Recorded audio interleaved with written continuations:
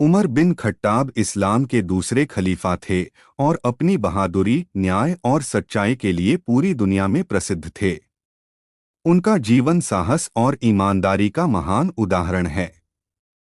Umar bin Khattab शुरू में इस्लाम के विरोधी थे। वे बहुत ताकतवर और बहादुर व्यक्ति थे। जब उन्हें पता चला कि उनके अपने घर के लोग इस्लाम स्वीकार कर चुके हैं, तो वे बहुत गुस्से में आ गए। लेकिन जब उन्होंने कुरान की आयतें सुनी तो उनका दिल बदल गया। उन्होंने तुरंत इस्लाम स्वीकार कर लिया और सच्चे मुसलमान बन गए।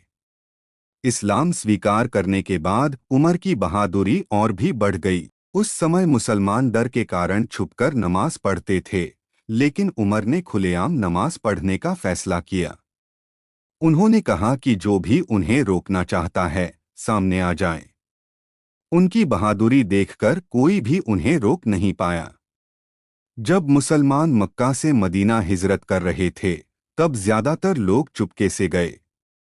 लेकिन उमर बिन खत्ताब ने खुलेआम ऐलान किया कि वे हिजरत करने जा रहे हैं। उन्होंने कहा, जिसे अपनी मां को रुलाना है, वह मुझे रोकने की कोशिश करे। उनकी इस हिम्मत से दुश्मन डर गए और कोई भी उन्हें रोक नहीं पाया। खलीफा बनने के बाद भी उमर बहुत सादा जीवन जीते थे। वे रात में भेष बदलकर लोगों की हालत देखने निकलते थे, ताकि किसी गरीब को कोई परेशानी न हो। एक बार उन्होंने एक भूखे परिवार को देखा तो खुद अपने कंधे पर आटा उठाकर उनके घर ले गए।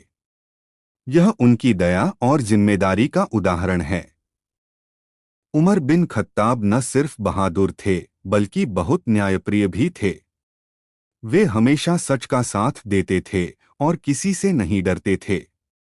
उनकी बहादुरी, ईमानदारी और न्याय की भावना आज भी लोगों के लिए प्रेरणा है।